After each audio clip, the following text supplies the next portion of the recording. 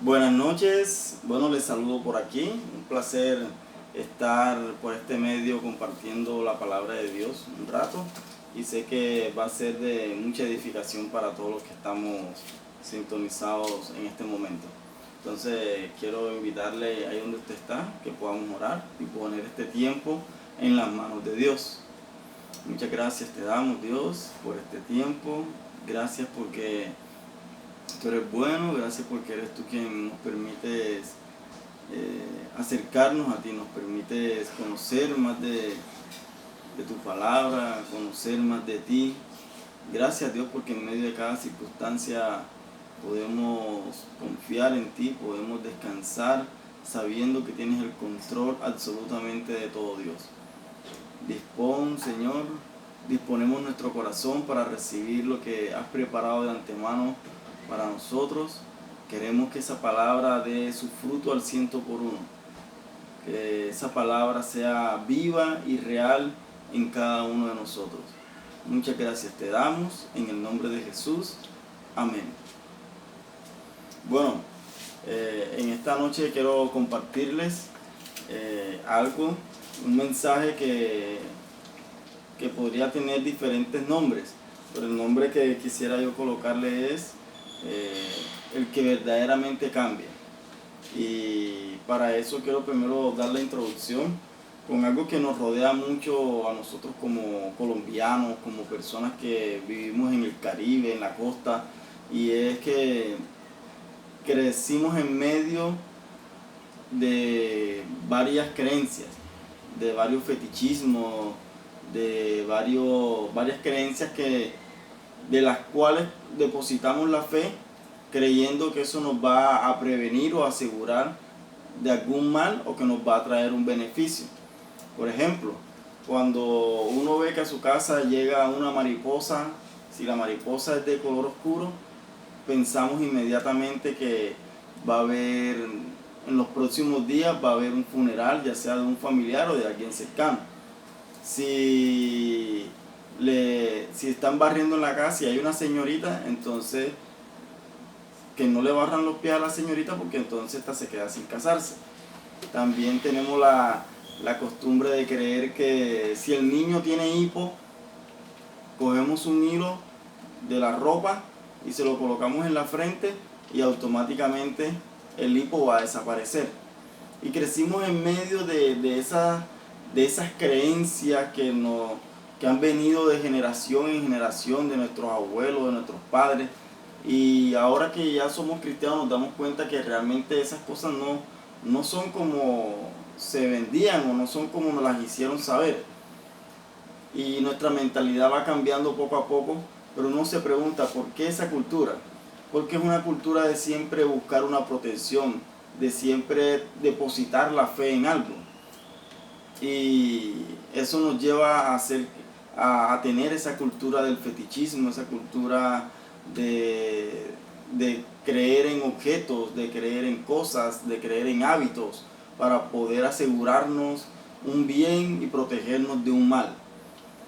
Y ahora que está sucediendo lo de la pandemia, que está sucediendo ahora con el COVID-19, vemos que mucha gente o muchos hemos expresado que después de esta pandemia todo va a ser diferente, que después de esta situación los corazones van a ser diferentes, que la gente va a vivir de una manera diferente.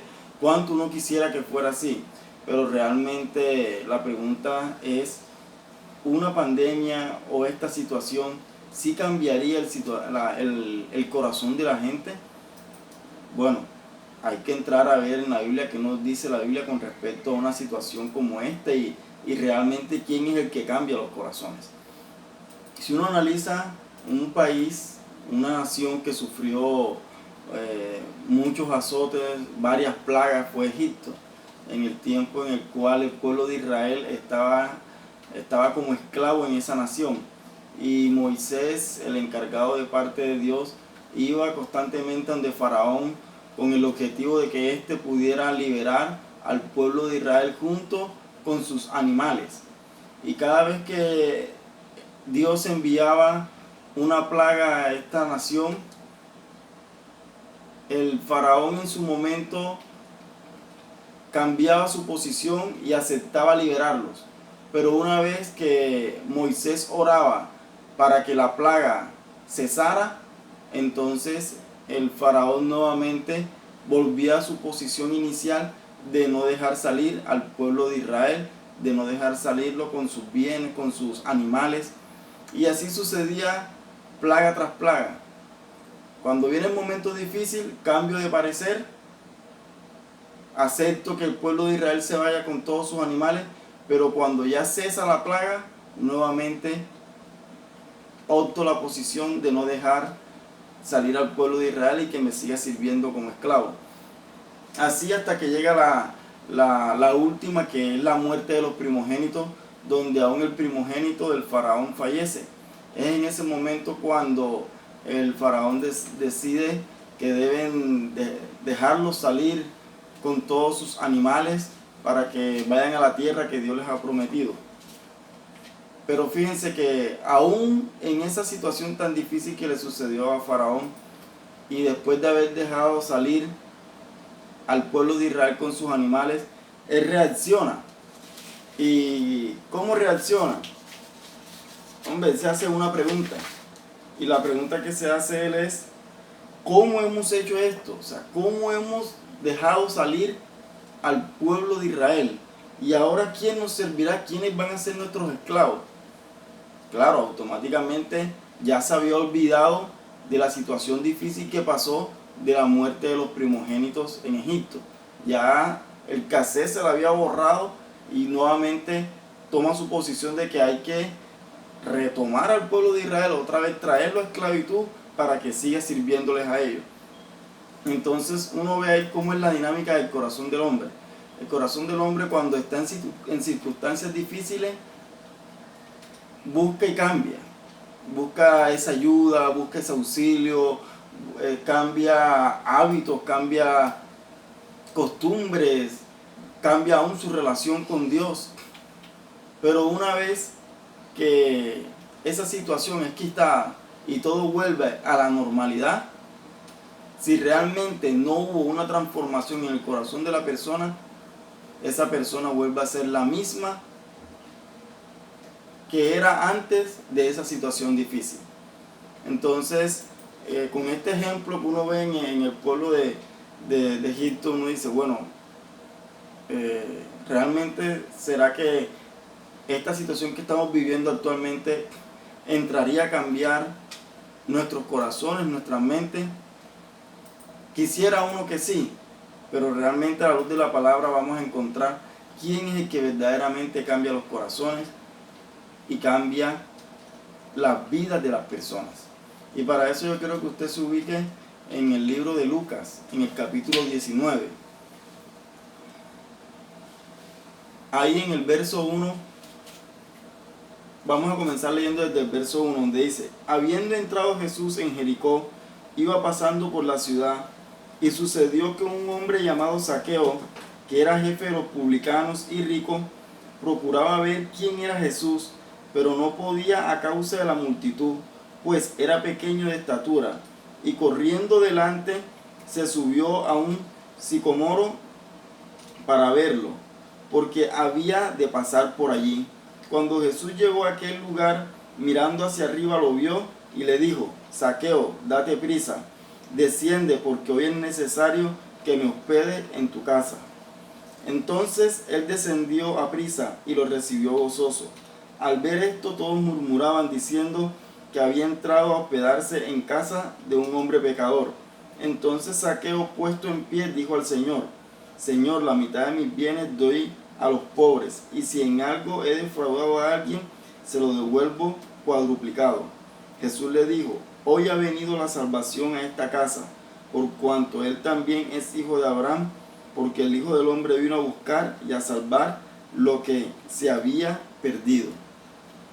Aquí vemos un hombre publicano, que normalmente los publicanos no tenían una buena reputación, porque se tenían como personas que eran traicioneras del pueblo judío, porque le cobraban impuestos a los judíos y sumado a eso también le robaban al pueblo judío. Y vemos aquí un hombre que cuando se entera que Jesús iba a pasar por ahí, dice que se monta en un árbol, porque era de mediana estatura el hombre, se monta en un árbol para poder verlo cuando pase por ahí. Y cuando Jesús va pasando por ahí, lo llama y le dice que ese día él iba para su casa.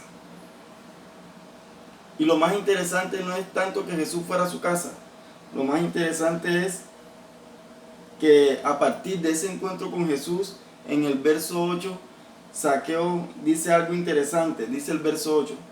Entonces Zaqueo, puesto en pie, dijo al Señor: Señor, la mitad de mis bienes doy a los pobres, y si en algo he defraudado a alguien, se lo devuelvo cuadruplicado.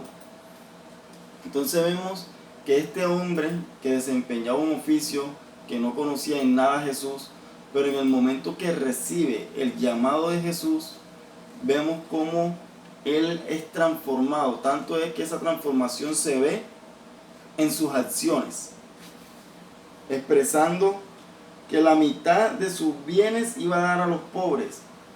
Y si en algo ha defraudado a alguien, le ha robado a alguien, se lo va a devolver 4 veces más.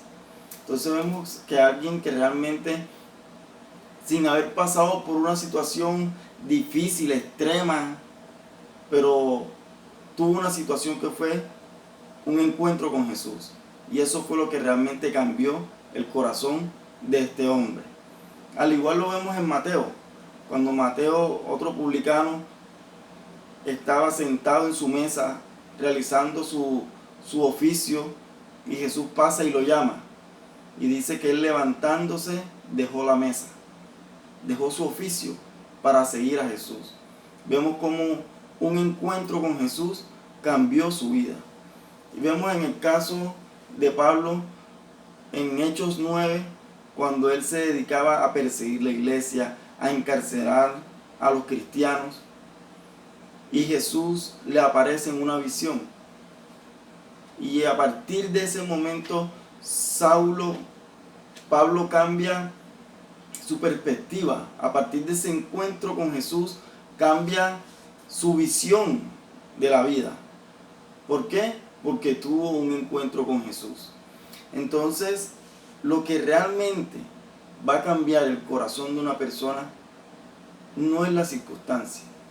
Yo creo que esta circunstancia va a terminar cambiando a lo mejor sistemas de trabajo, va a terminar cambiando sistemas de higiene, normas de higiene, normas de urbanidad, sistemas económicos.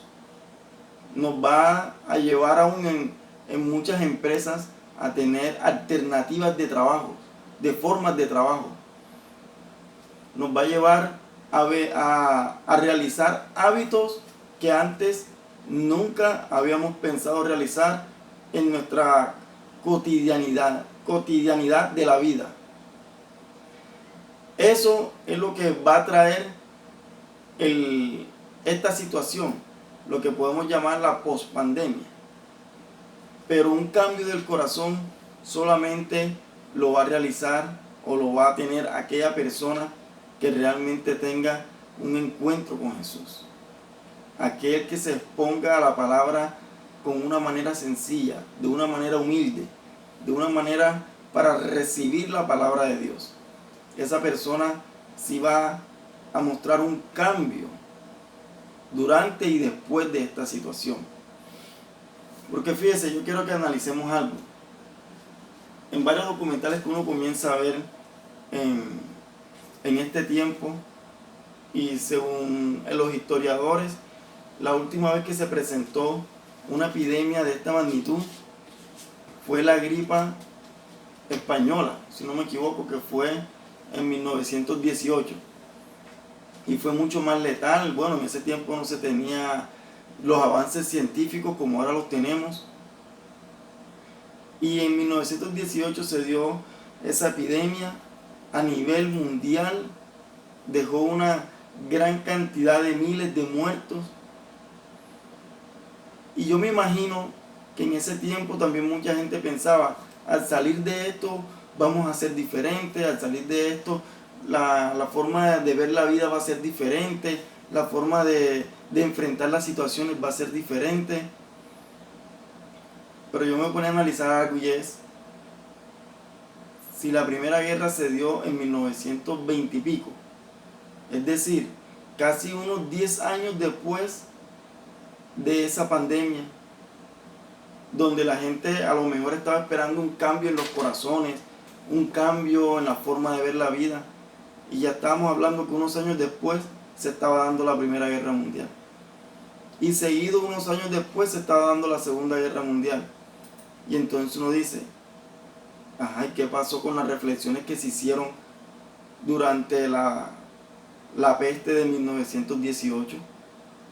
Que la gente iba a salir cambiada, que la gente iba a ser diferente. Entonces, yo creo que el conocer la historia nos evita caer en los mismos errores. Y tengamos la certeza que esta pandemia no cambia el corazón de la gente. La gente va a querer recuperar su capital perdido, sus utilidades perdidas. Las empresas van a querer recuperar su patrimonio perdido. Los países van a querer recuperar los puntos porcentuales que su economía decreció. Y para eso cada quien va a entrar en un afán para recuperar el tiempo, recuperar el dinero, recuperar los activos, recuperar las utilidades.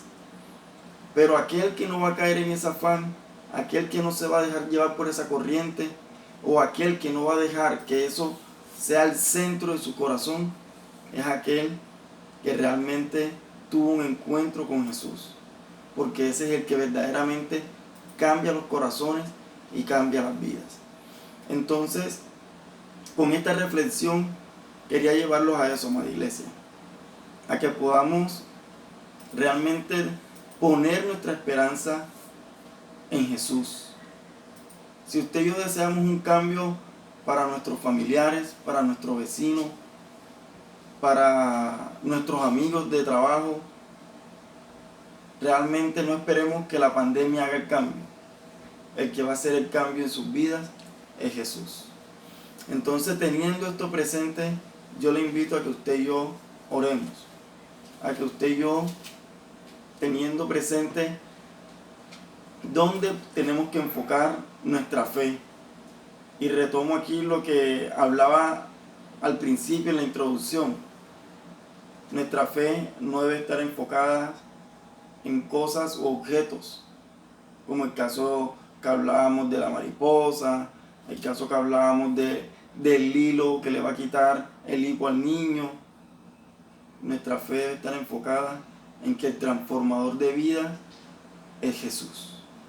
Entonces vamos a orar, vamos a poner este tiempo y esta palabra en las manos de Dios, que sea una realidad en nuestros corazones. Señor, muchas gracias te damos por esta noche. Gracias te damos por tu palabra, porque tu palabra es viva y eficaz en nuestra vida. Ayúdanos, Dios, a colocar nuestra mirada en ti, Jesús. Que nuestra confianza esté plenamente en lo que tú puedes hacer, Dios. En nuestras vidas, en nuestros familiares, en nuestros amigos. Entender, Dios, que las circunstancias no cambian a nadie, Dios. Que el corazón solamente es cambiado cuando se expone a tu palabra de manera sencilla, de manera humilde, Dios. Señor, gracias por este tiempo. Gracias por esta palabra que has traído a nuestras vidas. Señor, que al pasar toda esta emergencia sanitaria que estamos viviendo, nuestros corazones queden anclados en ti, queden atesorados en ti, Señor. Y aunque se comience con un ritmo frenético de recuperar lo perdido, guárdanos de olvidar lo aprendido en ti, Señor, lo aprendido en tu presencia, lo aprendido en esa comunión contigo, en ese encuentro contigo, Señor. Muchas gracias te damos, Dios, por todo. En tu nombre, Jesús. Amén y amén.